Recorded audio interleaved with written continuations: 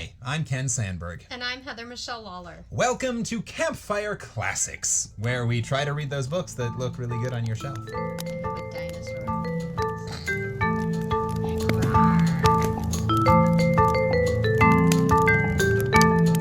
It's kind of a scary dinosaur. He's a demon dinosaur. We were just singing a song at the playground. We were getting ready to set up for the podcast, and we're cleaning out our apartment right now and doing deep cleaning, getting rid of stuff we don't need. And we were going through an electronics bucket, and this dinosaur was in it, and it has red eyes. It's a Brachiosaurus or a Brontosaurus or one of. It's a long neck. It's a long neck. It's a Vegisaurus, as they say on Jurassic Park. It's a Vegisaurus. But he has bright red eyes. So we sang a song when we were setting up called Demon Dinosaur. Is a demon dinosaur, demon dinosaur, demon dinosaur, demon dinosaur, demon dinosaur, demon dinosaur, demon dinosaur. Why are demons dinosaurs and why are dinosaurs always demons? That sounds nothing like the song we were singing earlier. See? You can't make this shit up, people. We make it up. Improvisation. Hi, everybody. Hope you're all doing okay. The world's crazy. So we're going to read fiction to you. That's I'm telling people, why should we listen to your podcast? Well, because we don't talk about the real world. So keeping in terms of that, you wanted to play a game today, didn't you? Yes. So we're going to tell you a story. We're going to write our own story, but we don't know what it's going to be about. And the story goes like this. God, I'm so scared. Once there was a little dinosaur who ate everything. I'm jumped. making it gender neutral. They jumped down into a hole that was covered with moss. It was comfy and soft and green. It wasn't tasty. Dinner is spoiled. The dinosaur was disappointed and decided to go home. The end.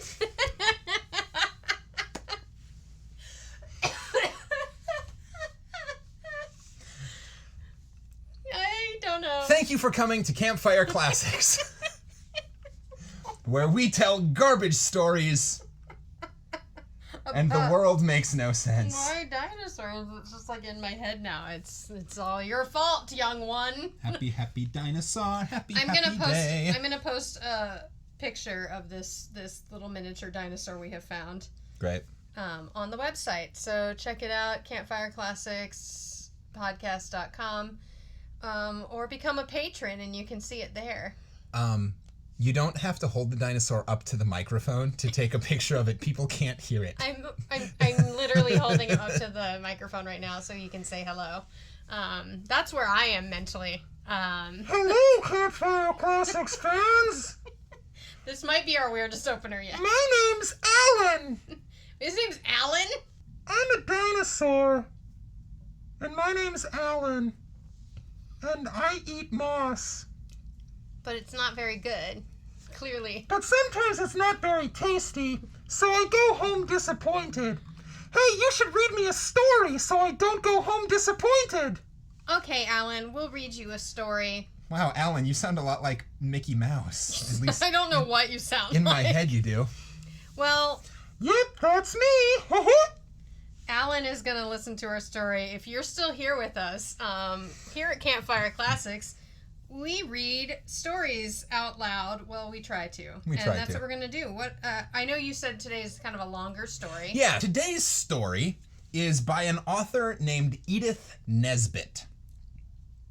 Evelyn Nesbit? Same last name, okay. But no, completely different people.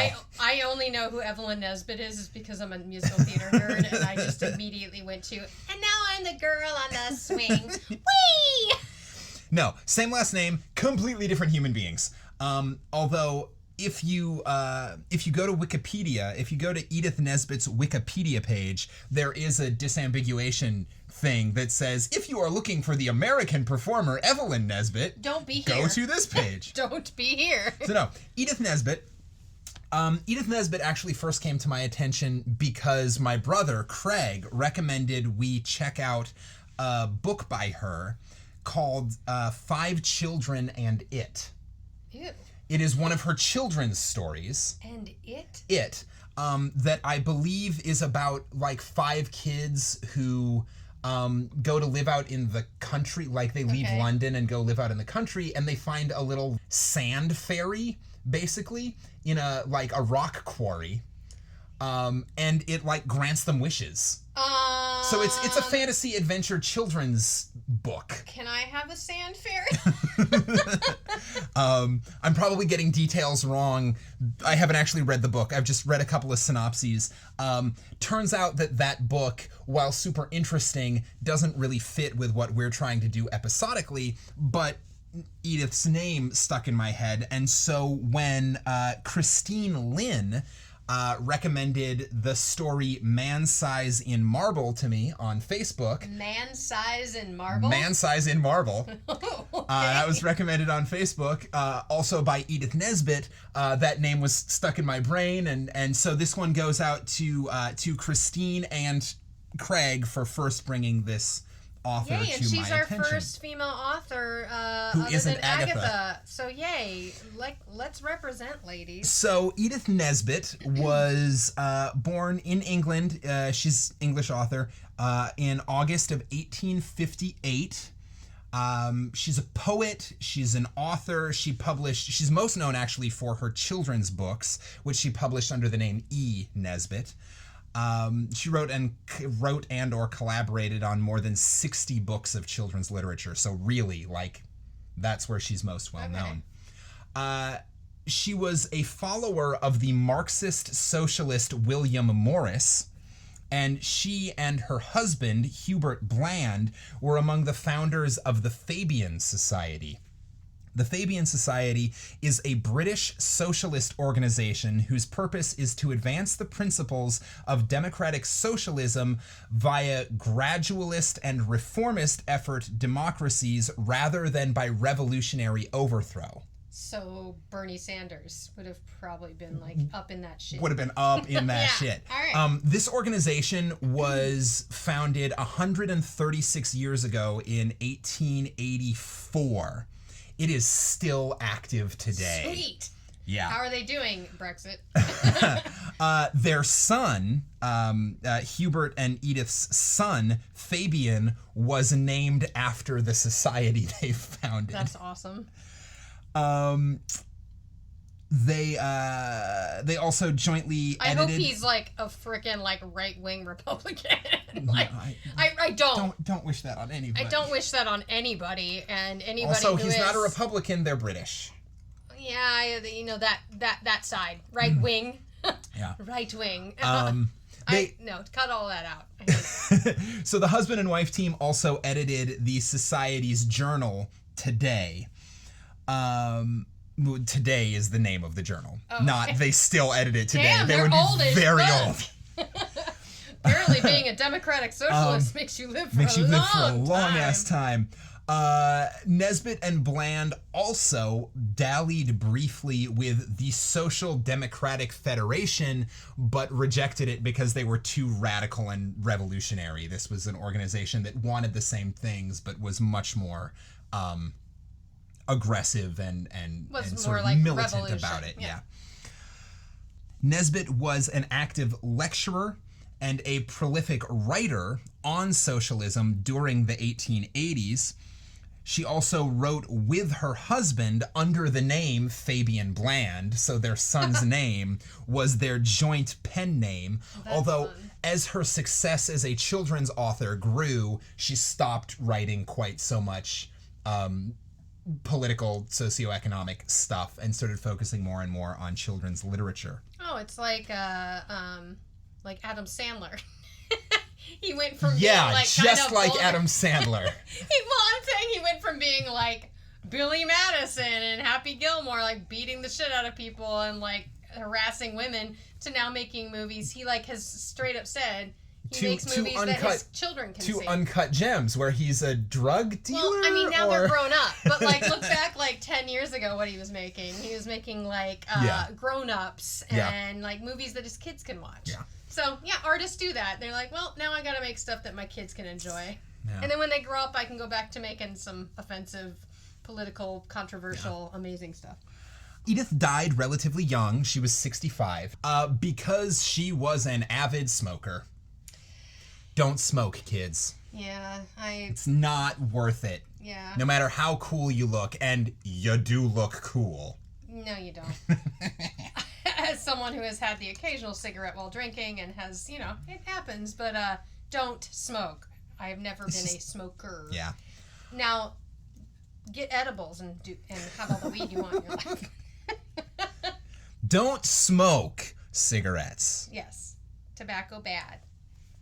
So she, I believe it was lung cancer if I remember correctly, but it was definitely something as a result of her smoking. She died at age 65 and left behind her a huge body of work that included her children's literature, her political writings, her poetry, her novels, and her short fiction for adults. And I believe that what we're going to read today is one of her short fictions for an adult audience. We're going to find out, I guess. But I don't actually know because I have done very little research into the story we're reading. Oh, good. All right. Well, then, sit back, little ones, and get ready for a tale. So, kids, if you're listening, and I know you are, don't smoke, but also this story might be fucking weird. Also, don't say fuck. Fuck. Let's start the fire. Let's do that fire. Man Size in Marble by Evelyn Nesbit. Nope. Try again. Edith. I was like, which one's right? Okay, cut. Don't worry, I'll definitely edit out you getting the name of the author wrong in your first breath of the story. It's not on the thing. Man Size in Marble by Edith Nesbit. Although every word of this... She's British. Although every word of this story is true as despair, I do not expect people to believe it. I love these stories. Every damn time. That must have been like the thing of the time. Like, I'm gonna set it up and let you know what you're about to read so you can put it down now if you're not into it. I wonder who the first person to use that shtick was. Yeah. I don't know. I want to find out now. People like creative writing people at home that have been to school for this and whatnot. If you know, Lauren might know, all my friends from who were in the creative writing and theater because they were smart and had a backup in writing. Yeah, if you know who was the first person to use that that convention. That convention of da-da-da-da-da. Da-da-da-da-da. Like, I promise this is true, and you're not going to believe me, and you're probably going to say I'm crazy, and you might be right, because I am sitting in the mental wing of the hospital. But I already told you that, so you continue to read, and it's your fault. All right, now I'm going to read. It does make it feel very much like a monologue. Like, it ends up feeling much more personal when it starts that way. It so sounds that's like cool. someone's talking to us. All right. Man Size in Marble by Edith Nesbit. Although every word of this story is as true as despair, I do not expect people to believe it. Nowadays, a rational explanation is required before belief is possible. Let me then at once offer the rational explanation which finds most favor among those who have heard the tale of my life's tragedy. It is held that we are under a delusion, Laura and I, on the 31st of October. Oh, yeah, it's an October story. It's a Halloween story. It's a Halloween story. All right, so begins the October. All right. Also, listeners, if you could hear quotey fingers around the words rational explanation, you're correct. Those were happening. That's a really good bit for an audio medium. I'm an actor. I just quoted. If you could hear the quotey fingers around the word actor. Those were also all there. my professors from like conservatory to masters are probably like, oh. Hey, look at me. I'm an actor. The fuck does that mean? Laura and I, on that 31st of October, this accent's rough today. Whatever. And that this... I'm going to start all this over again in an American accent. Great. Man Size in Marble by Edith Nesbit. Although every word of this story is as true as despair, I do not expect people to believe it. Nowadays, a rational explanation is required before belief is possible. Let me then at once offer the rational explanation, which finds most favorable among those who have heard the tale of my life's tragedy. It is held that we were under a delusion, Laura and I, on the 31st of October, and that this supposition places the whole matter on a satisfactory and believable basis. The reader can judge, when he, too, has heard my story, how far this is an explanation, and in what sense it is rational. There were 3 who took part in this, Laura and I, and another man. The other man still lives, and can speak to the truth of the least credible part of my story. Wait, are Laura and her dead? Is she writing from the grave? Maybe? I never in my life knew what it was to have as much money as I required to supply the most ordinary needs. Good colors, books, and cab fares. Amen, girl. That's what you get for going into the arts. Damn the arts. Support the arts. Hashtag be an arts hero. And when we were married, we knew quite well that we should only be able to live at all by strict punctuality and attention to business. Oh, women have it hard. I used to paint in those days, and Laura used to write, and we felt sure we could keep the pot at least simmering. I think the narrating character is a man. I think so, too. That's really interesting, because it's a female, because he said another man. Another man, yeah. Laura and I and another man. All right. So another in addition to the narrator. I was reading this in the idea that it's a female voice. Whoops. Well, she might have been a woman, but she knew that in 1889 or whenever this story was written, people wanted stories by men. Yeah, well, that like male protagonists were the expected or this is a lesbian thing. Marriage and way ahead of its time. Way ahead of its time. Good for them. I know that England made that legal earlier than the U.S., yes. but I don't think all the way back then. 1893. 1893. All right. So now speaking from a men's point of view with the narration. I used to paint in those days, and Laura used to write, and we sure felt we could keep the pot at least simmering. Living in town was out of the question, so we went to look for a cottage in the country. Yeah, that's right. Can't live in Manhattan. Gotta live in Staten Island. Represent! So we went to look for a cottage in the country, which should be at once sanitary and picturesque. So rarely do these two qualities meet in one cottage that our search was for some time quite fruitless. So it's either disgusting, like as in not clean, unsanitary, and adorable, or it's pristinely clean, but it's like disgusting and brown. We tried advertisements, but most of the desirable rural residences we did look at proved to be lacking in both essentials. And when a cottage chanced to have drains, it always had stucco as well and was shaped like a tea caddy. And if we found a vine or a rose-covered porch, corruption invariably lurked within.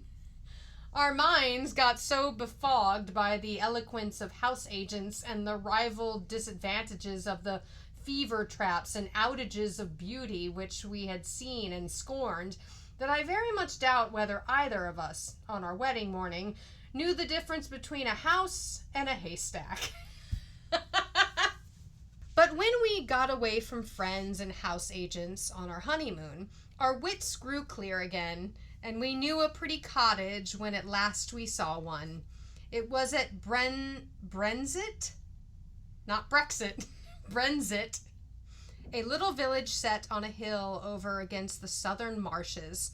We had gone there from the seaside village where we were staying to see the church, and 2 fields from the church we found this cottage. It stood quite by itself, about 2 miles from the village. It was a long, low building with rooms sticking out in unexpected places.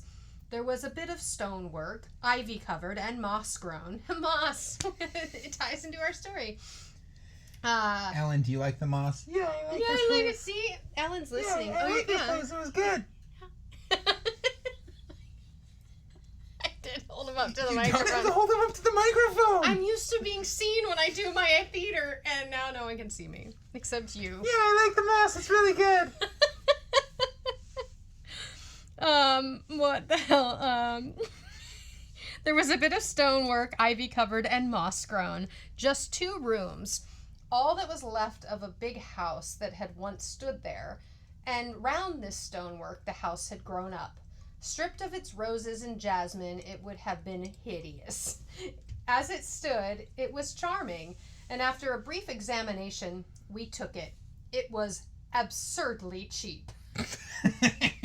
Something not right with this house. You know right away. Like, uh-oh. The rest of our honeymoon we spent in grubbing about in second-hand shops in the country town, picking up bits of old oak and Chippendale chairs for our furnishing. We wound up with a run-up to town and a visit to Liberty's, and soon the low oak beam lattice window rooms began to be home. I know that it's something completely different, but the title is Man Size and Marble, and you just talked about Chippendale. It's like that's where I went. They got their stripper chairs They got ready their for stripper their chairs cute cottage. And their marble Yeah. man pieces. Man pieces. There was a jolly old-fashioned garden with green paths and no end of hollyhocks and sunflowers and big lilies. From the window you could see the marsh pastures, and beyond them the blue thin line of the sea. Oh my God, I want to live here. We were as happy as the summer was glorious, and settled down into work sooner than we ourselves expected. I was never tired of sketching the view of the wonderful cloud effect and the open lattice, and Laura would sit at the table and write verses about them, in which I mostly played the part of foreground. I got a tall old peasant woman to do for us. What? Open-minded wife. That's why she needed Man Size and Marble. I'm going to just read that exactly. I read it exactly as it's written. We got a tall old peasant woman to do for us. That is the sentence. I'm guessing they mean housekeep and or like maid or cook or something, but they don't qualify that. It's just I we don't got think a tall old peasant woman to do for us. I don't think you should speculate. Oh wait, it gets better. Her face and figure were good. Though her cooking was of the homeliest. But she understood about gardening and told us all the old names of the coppics and cornfields and the stories of the smugglers and highwaymen, and better still, of the things that walked and of the sights which met one in lonely glens of a starlit night. Oh yeah, 100% this is a ghost story. Okay. Yeah, this is straight up a ghost story. And that woman might be their third. And they've got another man coming. And there's another man. Oh, this is it's a ghost story, and it's This is freaky. ghost story erotica. Buckle up, Alan. The dinosaur. Get ready for No, some. it's cool. This is my favorite kind of story. I knew it. That's why we picked it for you. She was a great comfort to us because Laura hated housekeeping as much as I loved folklore. And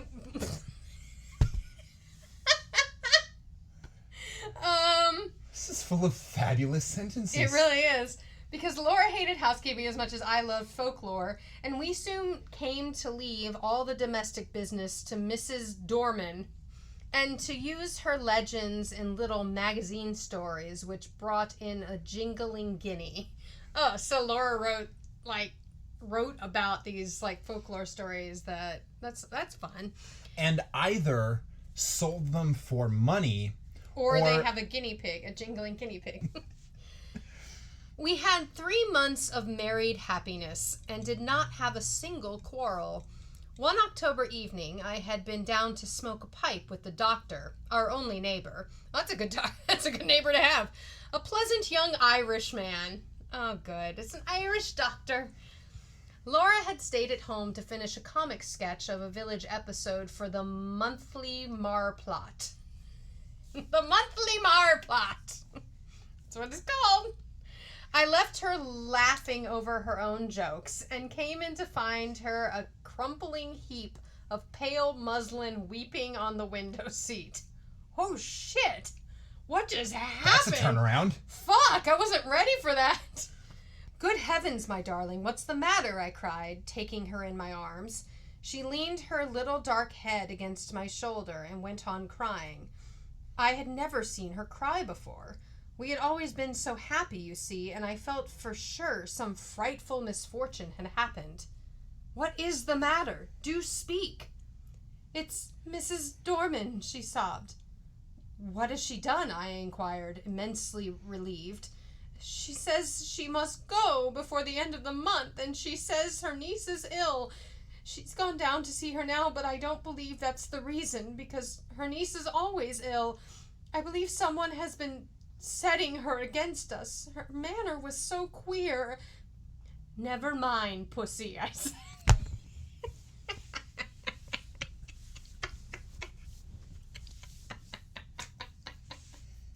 His nickname for his wife is Pussy. Sure. They're still in the honeymoon stage. This was a different time, so that's all on his mind right now. It's like, it's okay, Pussy. Sweetie. Laura. It's okay. Come here. Meow. Never mind, Pussy, I said. Don't nickname your girlfriend or wife Pussy. You can nickname their but don't nickname them that, because then they feel like they're an object. Or do Campfire Classics does not put any judgment on what you do in your bedroom. I don't care what you do in your bedroom, just don't nickname her Pussy when you say it in front of people. Are you all right, Pussy? Or if you're gonna, just know you're gonna get looks. Just know you're gonna get looks, and if you're that person, more power to you, man. That's great. Never mind, Pussy, I said. Whatever you do, don't cry, or I shall have to cry too, to keep you in continence, and then you'll never respect your man again. Oh, it went from such an equal marriage to this. She dried her eyes obediently on my handkerchief, and even smiled faintly. But you see, she went on, it is really serious because these village people are so sheepy, and if one won't do a thing, you may be quite sure none of the others will. And I shall have to cook in the dinners and wash up the greasy, hateful plates, and you'll have to carry cans of water about and clean the boots and knives, and we shall never have any time for work or earn any money or anything. We shall have to work all day and only be able to rest when we are waiting for the kettle to boil. I wish, if we could afford an assistant or like a housekeeper, I would love to be able to afford someone to just do all that shit. Do cook, clean. Apparently, do the laundry. Clean the boots, shine the knives, carry the water about. In fairness, I'd also love to be able to afford a place with a garden so that we could have a housekeeper whose job was to garden. We just need to not live in New York City. We just need to not live in New York City. Anyway, I represented to her that even if we had to perform these duties, the day would still present some margin for other toils and recreations. But she refused to see the matter in any but the grayest light. Pessimist, optimist. Yeah. She was very unreasonable, my Laura, but I could not have loved her any more if she had been as reasonable as Whately. Who's Whately? Whately. Richard Whately was an English academic rhetorician. I mean, Like dealing in rhetoric. Yeah. Logician, philosopher, economist, and theologian, who also served as a reforming Church of Ireland Archbishop of Dublin. He was a leading broad churchman, a prolific and combative author over a wide range of topics, a flamboyant character, and one of the first reviewers to recognize the talents of Jane Austen. Well, I love that. Hell yeah! So check that out. She's given Nesbitt's giving a shout out to Watley, who promoted who gave a shout out to Jane female Austen. writers. Love that. Love that deep dive. That was a deep cut right there. That was good. That was... That's great. So as reasonable as Watley. I'll speak with Mrs. Dorman when she comes back and see if I can't come to terms with her, I said. Perhaps she wants a rise in her screw.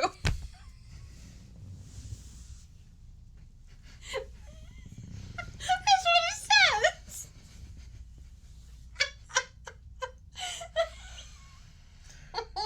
Perhaps she wants a rise in her screw. I'll see what I can do about that. Wait. She is older, but she has a nice body. She says, perhaps she wants a rise in her screw. It'll be all right. Let's walk up to the church.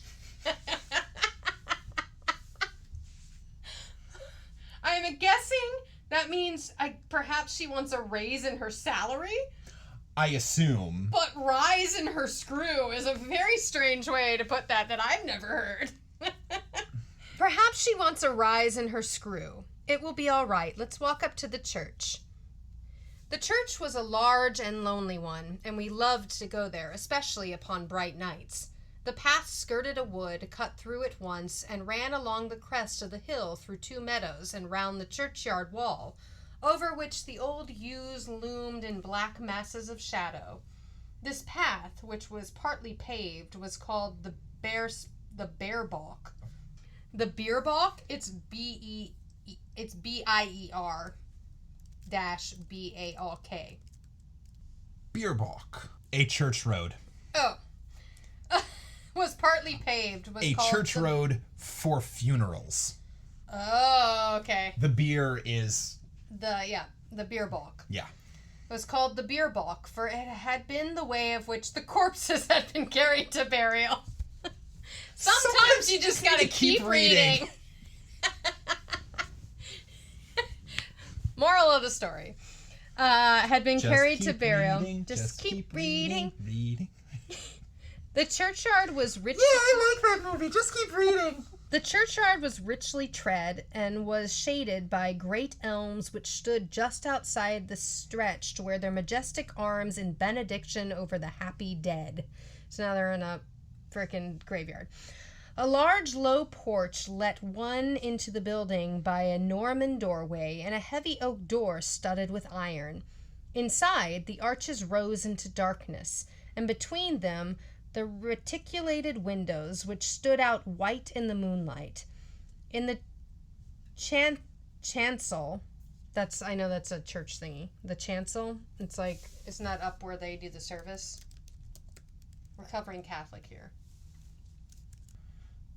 Yes, the part of the church near the altar, reserved for the clergy and choir and typically separated from the nave by steps or a screen. So yeah, it's that part. You hear that, Mom and Dad? I remember some of that Catholic stuff. Still recovering. In the chancel, the windows were of rich glass, which showed in faint light their noble coloring, and made the black oak of their choir pews hardly more solid than the shadows. But on each side of the altar lay a gray marble figure of a knight in full plate armor, lying upon a low slab, with hands held up in everlasting prayer, and these figures, oddly enough, were always to be seen if there was any glimmer of light in the church. So they could always be seen if it wasn't pitch black. Their names were lost, but the peasants told of them. The peasants. I love that they keep referring to people as peasants. They're like, we're kind of poor artists, but they still have a house and a servant. We're poor artists, but at least we're not peasants. Not the peasants. At least we don't have to Do Work. manual labor. I want to cook my dinner. Oh, darling, the peasants are out doing the farming Peasants again. are telling rumors again. Come.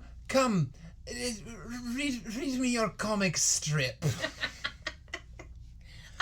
I'll write a story and put it in the monthly Marpel or whatever it was called. What they called the Marple. Oh dear, the peasants are revolting. Oh, so What's the bit? Oh yes, they've always been revolting, but now they're rebelling. What's that from? I don't remember, but it's delightful wordplay. Yeah. I would love to claim that, but I don't. No, I can't. It's in the movie Dragonheart. There it is. All right. Throwback.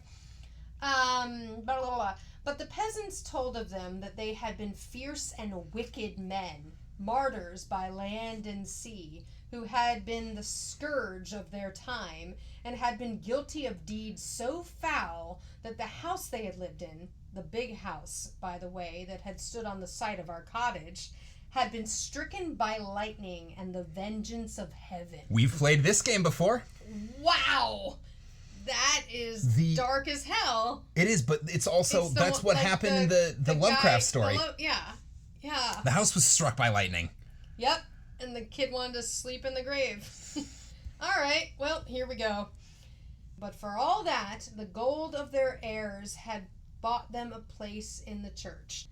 Looking at the bad, hard faces reproduced in the marble, the story was easily believed.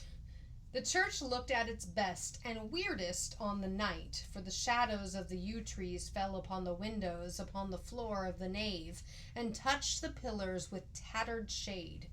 We sat down together without speaking, and watched the solemn beauty of the old church, with some of that awe which inspired its earlier builders. We walked to the chancel and looked at the sleeping warriors. Then we rested some time on the stone seat in the porch, looking out over the stretch of quiet moonlit meadows, feeling in every fiber of our being the peace of the night and of our happy love, and came away at last with the sense that even scrubbing and blackleading were but troubles at their worst. We took a stroll to the church and went, I guess we have it pretty good. I guess we can do some housework. You know, I guess that's a good thing of religion. Is because at least we're not dead, buried in the church, and having the peasants talk smack about us all the time. The wife's super worried that the peasants are going to talk smack about them, though, because she thinks Mrs. Dorman's, like, spreading rumors. Mrs. Dorman had come back from the village, and I at once invited her to tete-a-tete. That means head-to-head, if you don't know. Now... That's not what it means on porn sites. What? I have no idea. Someone who is not on a work computer, Google porn tete-a-tete. I don't know what that would come. I was trying to come up. I'm sorry. I was trying to come up with porn hub, and I couldn't remember the word hub, so I went porn sites. Porn tete-a-tete. Now, Mrs. Dorman, I said, when I had got her into my painting room, what's all this about you not staying with us? I should be glad to get away, sir, before the end of the month, she answered with her usual placid dignity. Have you any fault to find, Mrs. Dorman? None at all, sir. You and your lady have always been most kind, I'm sure. Well, what is it? Are your wages not high enough? No, sirs, I get quite enough. Then why not stay? I'd rather not. With some hesitation. My niece is ill. But your niece has been ill ever since she came. No answer. There was a long and awkward silence. I broke it. Can't you stay for another month? I asked. No, sir, I'm bound to go by Thursday. And this was Monday. Well, I must say, I think you might have let us know before. There's no time now to get anyone else, and your mistress is not fit to do heavy housework. Can't you stay till next week? I might be able to come back next week. I was now convinced that all she wanted was a brief holiday, which we should have been willing enough to have let her have as soon as we could get a substitute. But why must you go this week? I persisted. Come, out with it. Mrs. Dorman drew the little shawl, which she always wore, tightly across her bosom, as though she were cold. Then she said, with a sort of effort, "They say, sir, as this was a big house in Catholic times, and there were many deeds done here."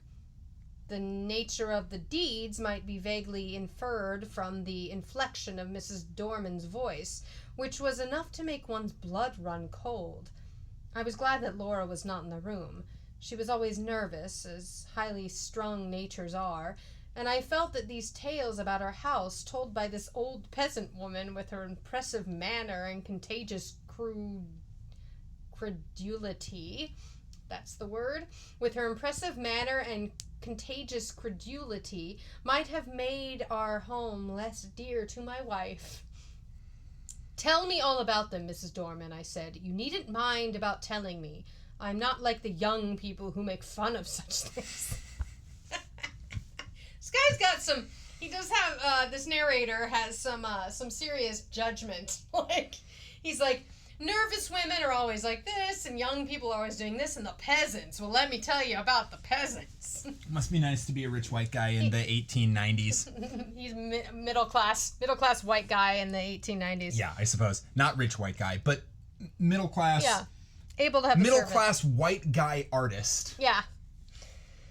"Tell me about them, Mrs. Dorman, blah, blah, blah, blah, blah," which was partly true. Okay, I'm not like the young people who make fun of such things, which was partly true. "Well, sir," she sank her voice, "you may have seen in the church, beside the altar, 2 shapes." "You mean the effigies of the knights in armor," I said cheerfully. "I mean them 2 bodies, drawed out man's size in marble." Bam! She said the title of the story! The title of the story! If you at home right now are not in, like, theater or filmmaking or whatnot, whenever the title comes up in the script, it's, like, the most funny thing to any rehearsal process. It's like, there it is. It's like, even in a, like, drama, like All My Sons, like Arthur Miller. Like, when they were all my sons! It's like, oh, man. Like... Read that line again, and when you say the name of the story, I'm gonna edit in some music. Okay, great. To celebrate the appearance of the title. Great. "I mean them 2 bodies, drawed out, man's size in marble." She returned, and I had admit that her description was 1,000 times more graphic than mine, to say nothing of a certain weird force and uncanniness about the phrase, "drawed out, man's size in marble." Twice in one paragraph! "They do say, as on All Saints' Eve..." Oh, it's Halloween. "They do say, as on All Saints' Eve, them 2 bodies sits up on their slabs and gets off of them, and then walks down the aisle in their marble." It's like naked. It's in quotes. It's in quotes. Another good phrase, Mrs. Dorman. "And as the church clock strikes 11, they walks down the church door and over the graves and along the bier balk, as if it's a wet night. There's the marks of their feet in the morning." "And where do they go?" I asked, rather fascinated. "That comes back here to their homes, sir, and if anyone meets them..." "Well, then?" I asked.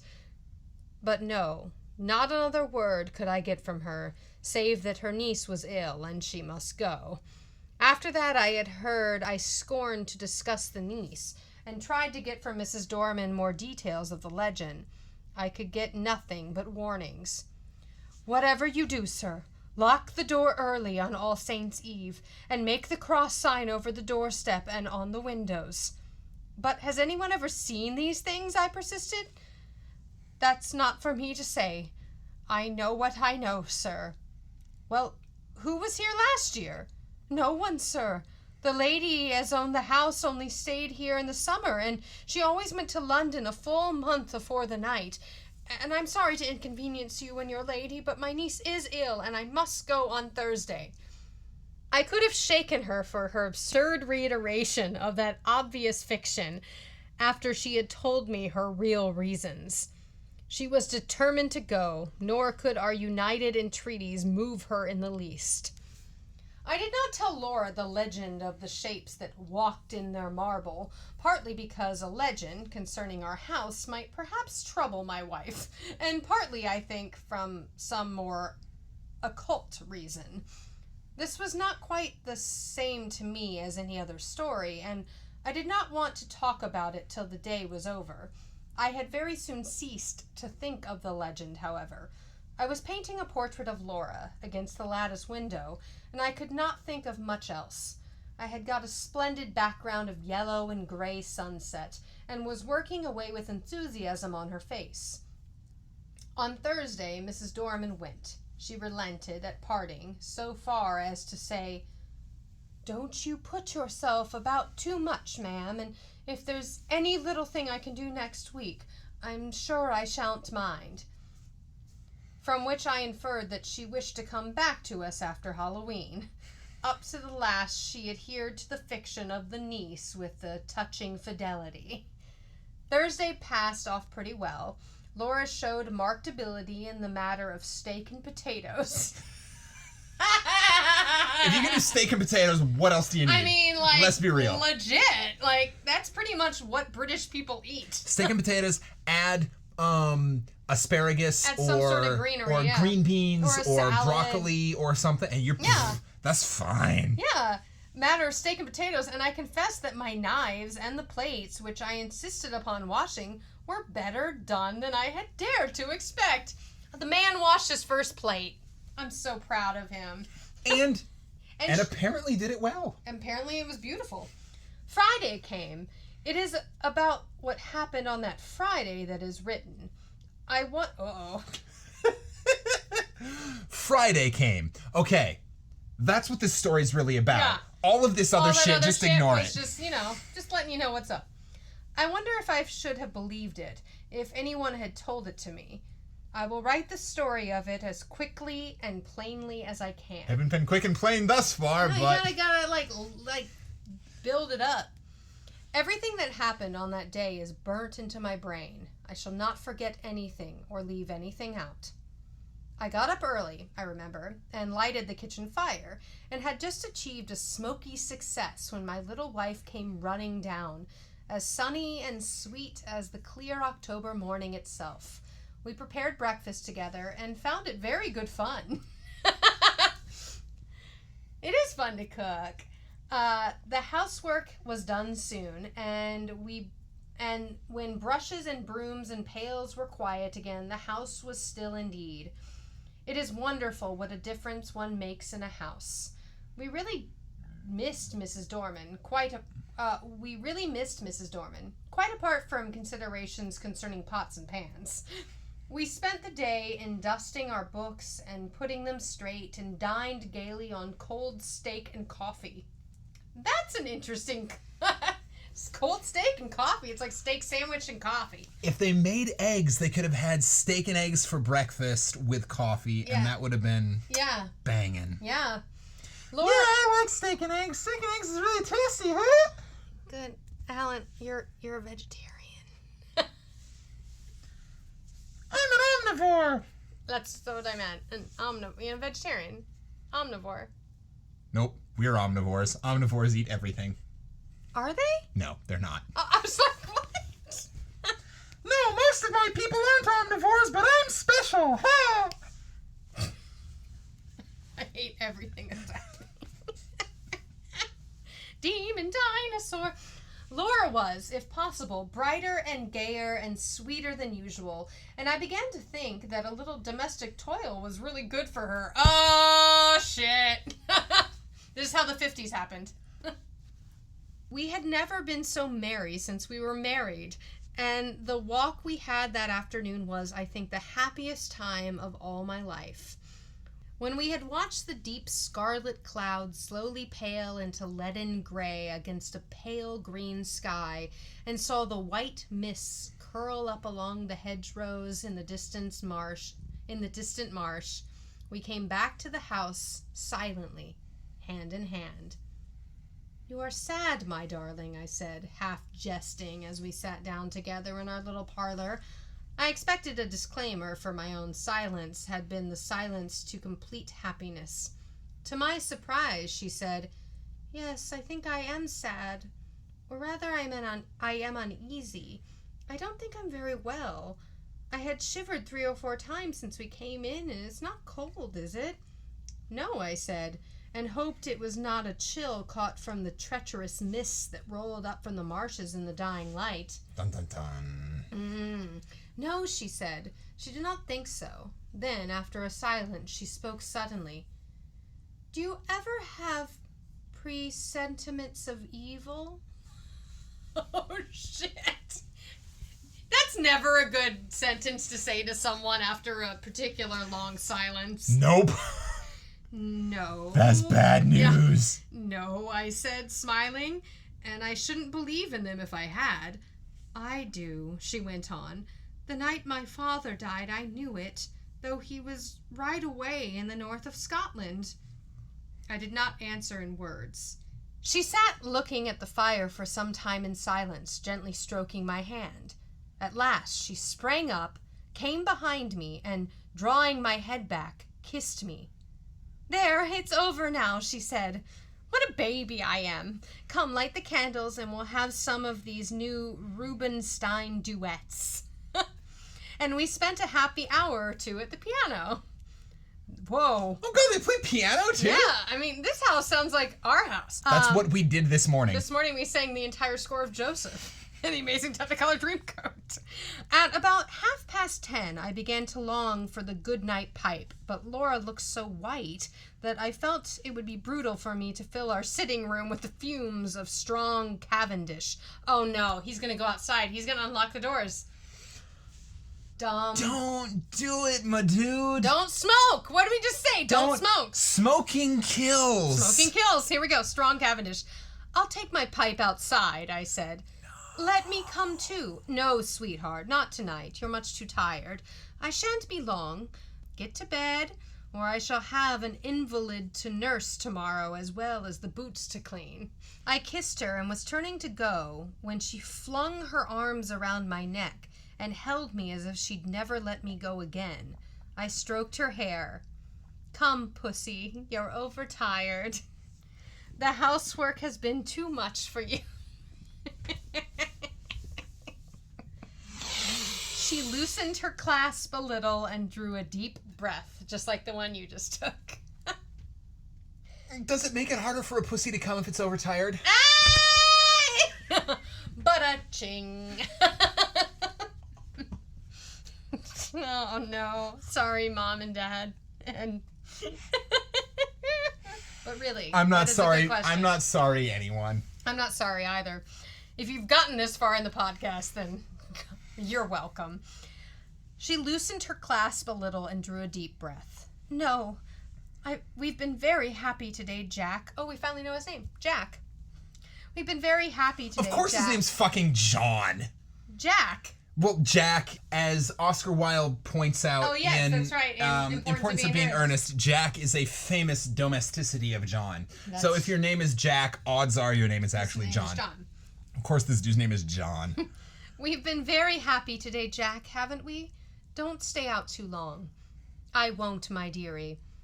I strolled out the front door, leaving it unlatched like a fucking moron. What did the lady tell him? Sorry, That's interesting writing for 1893. When an old lady peasant tells you to lock the damn doors on Halloween, you lock the damn doors on Halloween. Not for nothing, but I lock the damn doors on Halloween always. Because I don't want trick-or-treaters. Because I don't like children. What I do, it's actually a really good game. What I do is I lock the doors, and then I sit in a window that looks over the front door, and I I load Jolly Ranchers into an air rifle. This is all the worst lie ever because we don't have a front door. We live in an apartment building. And I have never in my life owned an air rifle. I strolled out the front door, leaving it unlatched. What a night it was. The jagged masses of heavy, dark cloud were rolling at intervals from horizon to horizon, and thin white wreaths covered the stars. Through all the rush of the cloud river, the moon swam, breasting the waves and disappearing again in the darkness. When now and again her light reached the woodlands, they seemed to be slowly and noisily waving in time to the swing of the clouds above them. There was a strange gray light over the earth.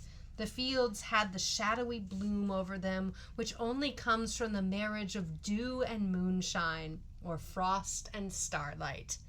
I walked up and down, drinking in the beauty of the quiet earth and the changing sky. The night was absolutely silent. Nothing seemed to be abroad. There was no scurrying of rabbits, no twitter of the half-asleep birds, and though the clouds went sailing across the sky, the wind that drove them never came low enough to rustle the dead leaves in the woodland pass. Across the meadows I could see the church tower standing out black and gray against the sky. I walked there, thinking over our 3 months of happiness. Why? Didn't he just say he's going to walk outside for a second, smoke his pipe, and get the hell back inside? Lies. Now he's walking to the demon church. Well, he's not just going to stand outside while he smokes. He's going to meander while he smokes. But he said, I will be back in a second. He was like, I'll be back in, don't worry about it. Yes, but he's a liar. He lies. The night was, across the meadows I could see the church tower standing out black and gray against the sky. I walked there thinking over our 3 months of happiness and of my wife, her dear eyes, her loving ways. She gonna die. This woman, she gonna die. He gonna get back to the house. She did.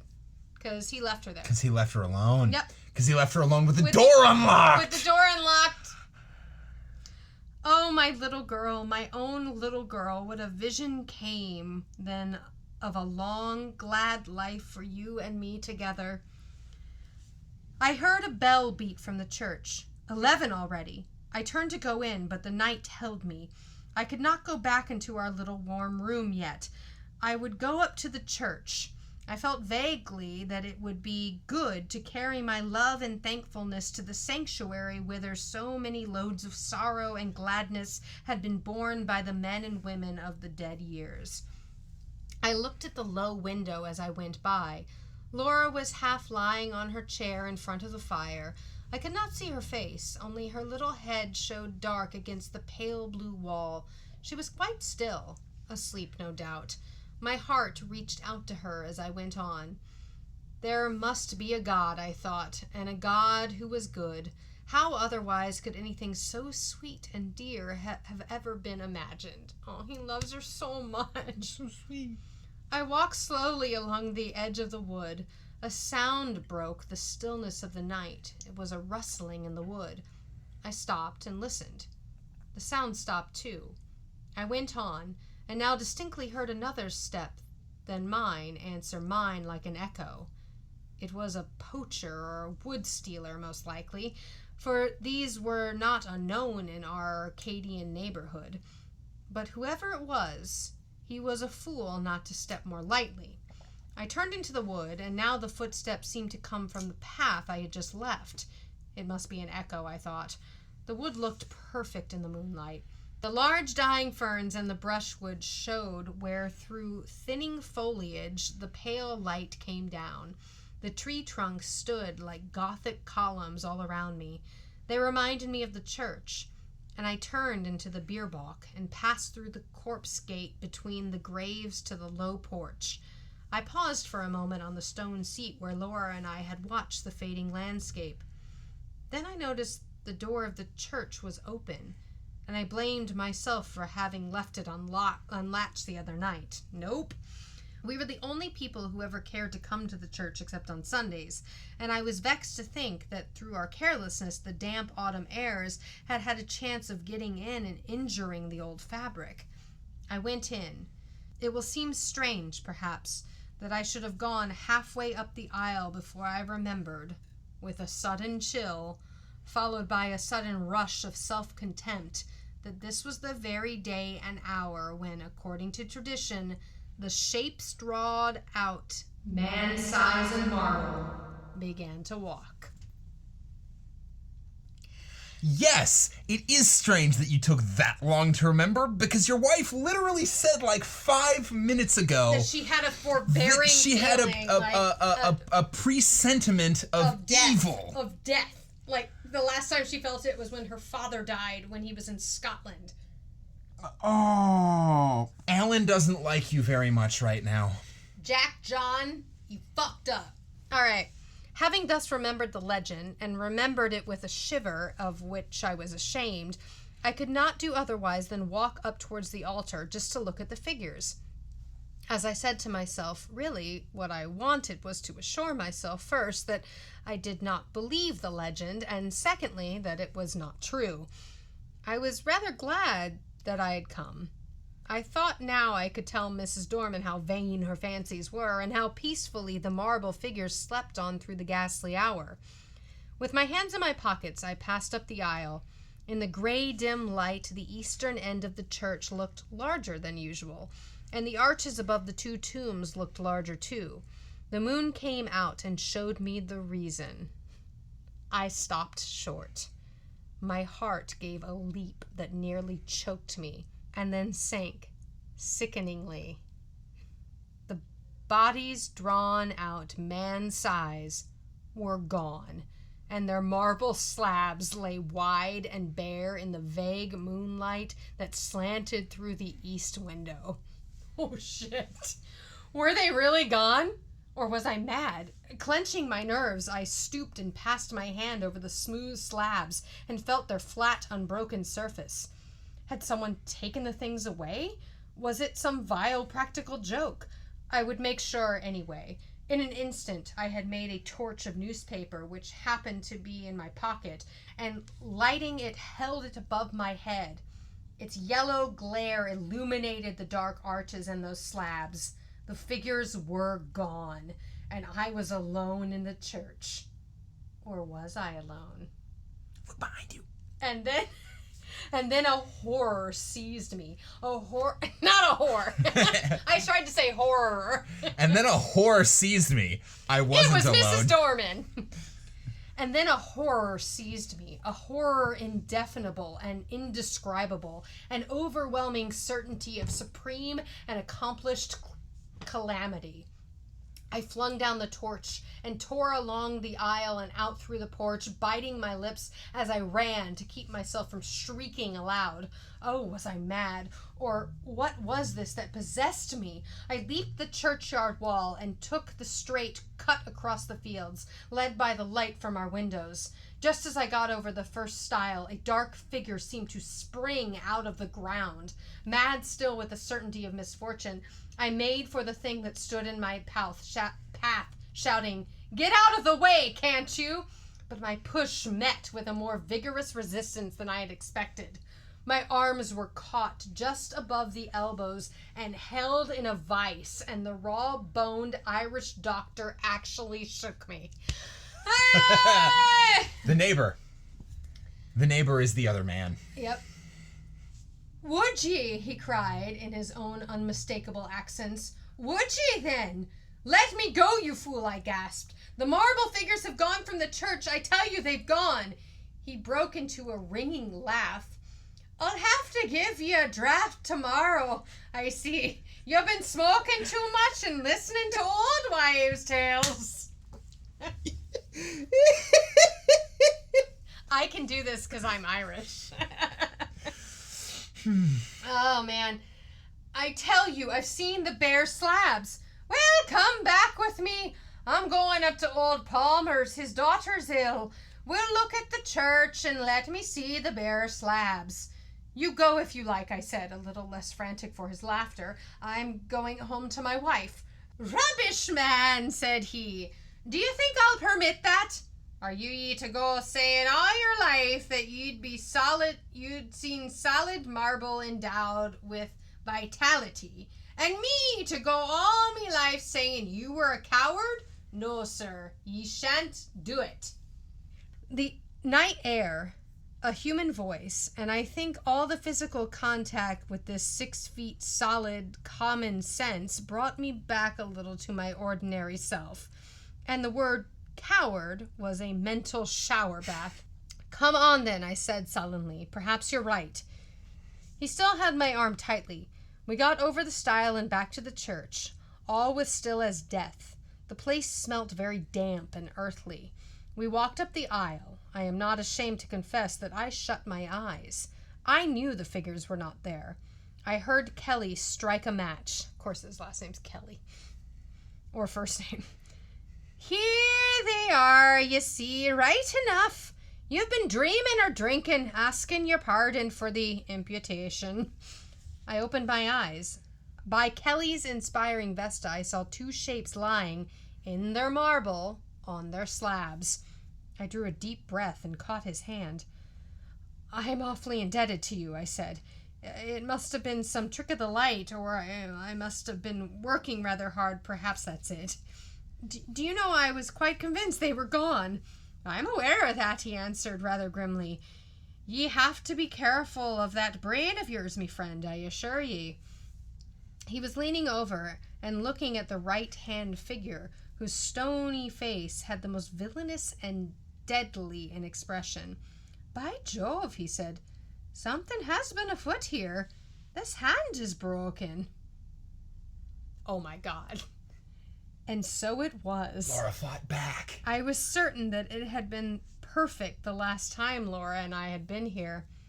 Perhaps someone had tried to remove them, said the young doctor. That won't account for my impression, I objected. Too much painting and tobacco will account for that well enough. Come along, I said, or my wife will be getting anxious. You'll come in and have a drop of whiskey and drink confusion to ghosts and a better sense of me. I ought to go to Palmer's, but it's so late now. I'd best leave it till morning, he replied. I had kept up at the Union, and we'd had to see a lot of people since. All right, I'll come back with ye. I think he fancied I needed him much more than the Palmer's girl, so discussing how such an illusion could have been possible, the deducing from this experience large generalities concerning ghostly apparitions, we walked up to our cottage. We saw, as we walked up the garden path, the bright light streaming out the front door, and presently saw the parlor door was open. Had she gone out? Come in, I said, and Dr. Kelly followed me into the parlor. It was all ablaze with candles, not only the wax one, but at least a dozen guttering, glaring tallow dips, stuck in vases and ornaments in unlikely places. Light, I knew, was Laura's remedy for nervousness, poor child. Why had I left her, brute that I was? Yeah, Dick. We glanced around the room. We glanced around the room, and at first we did not see her. The window was open, and the draught set all the candles flaring one way. Her chair was empty, and her handkerchief and book lay on the floor. I turned to the window. There, in the recess of the window, I saw her. Oh, my child, my love, had she gone to that window to watch for me? And what had come into the room behind her? To what had she turned with that look of frantic fear and horror? Oh, my little one, had she thought that it was I whose step she heard and turned to meet? What? She had fallen back across the table in the window, and her body lay half on it and half on the window seat, and her head hung down over the table, the brown hair loosened and fallen to the carpet. Her lips were drawn back, and her eyes wide, wide open. They saw nothing now. What had they seen last? The doctor moved towards her, but I pushed him aside and sprang to her, caught her in my arms, and cried, "It's all right, Laura. I've got you safe, wifey." She fell into my arms in a heap. I clasped her and kissed her and called her by all her pet names, but I think I knew all the time that she was dead. Her hands were tightly clenched. In one of them she held something fast. When I was quite sure that she was dead, and that nothing mattered at all anymore, I let him open her hand to see what she held. It was a gray marble finger. That's the end. Holy shit! No! Oh my god! Gross! Dude, you screwed up. Oh my god! The old lady told you just lock the doors. Don't smoke. That is the moral of this story. It's like the most. It's like Seriously. It is seriously like the very long commercial for anti-smoking. Like those commercials in the 90s. This is your brain on drugs. Like this was like, don't smoke or your wife will get killed by a demon. Happy Halloween, everybody. It's October. Does this one actually come out in October, or is it like the last day of September? It might be the end of September. I think it's the second to last day. So happy early Halloween, everybody! Yeah, as you're listening to this, it is roughly 1 month or less until Halloween. Yeah, it's spooky time. So that's a good way to start the Halloween season. It's a spark of Halloween. Yay, that was good. I like her. It's a good one. Yeah. It's a cool story. Yeah. Thank you, Craig, for recommending Edith Nesbit. Craig, who is a patron, so become a patron. And thank you, Christine Lynn, for recommending that story. That was cool. Thank you, Christine. That was really good. I like that one a lot. I'm on board. I'm all about some female authors up in this. So if you enjoyed this, as always, feel free to like us, and follow the thing, subscribe, and recommend to other friends. If you enjoyed this and you want more stories like this, please do shoot us an email at 5050artsproduction@gmail.com or go to our website, campfireclassicspodcast.com, and leave us a recommendation of stories like this that you would like to hear, because those are all super awesome things. You can also become patrons on Patreon. But really, if you enjoyed this, one of my favorite movies of all time is the Muppets Christmas Carol. Agreed. And it ends with Gonzo, who narrates it, saying, "If you like this, you should read the book." Yeah. So I kind of feel like that's where I am on this. We're like, this was a cool ass story. Yeah. If you enjoyed this, go track down other stories by Edith Nesbit and then read when them. you read them, if they're short, send them our way so we can read them out loud. Tons of them are available for free online through things like Project Gutenberg, which is actually where we've run across a lot of our stories. Yeah. And a lot of her books are even available for free on Kindle, because a lot of stuff that's in public domain you can get for free on Kindle. So read more, because that's a big part of what we're doing, is just reading more. Yeah. And share us with a friend this week if you like what you've been hearing. The best way for us to grow is to get out there. Yeah. We also I should have announced we won a prize this week. I know that we're stretching on here, but we did win a prize this week through Podcast Movement, which I will now tag this episode in. We won a Plus Pass to attend the Podcast Movement virtual convention for podcasts. So this is our 15th episode, and we're really excited to attend this virtually, because we want to learn how to reach more of you. And right now, what we've been told is that's from you sharing it with people. So share it with your friends and loved ones. And in about a month, we're going to attend that conference, and we'll have some more fun things to do for y'all. But thank you, Podcast Movement, and our host, Podbean, for offering that trivia win for us. Yeah. So Yeah, that was great. yay. So I guess that's it. That was creepy. That's a good one. Yeah. Now I'm a little creeped out, and I want to eat some dinner. Oh yeah, we should eat food. Yeah, I like food. Great. So thanks for joining us. I have been Ken Sandberg. And I have been Heather Michelle Waller. And I have been Alan the Dinosaur. this has been Campfire Classics, where we try to read those books that look really good on your shelf.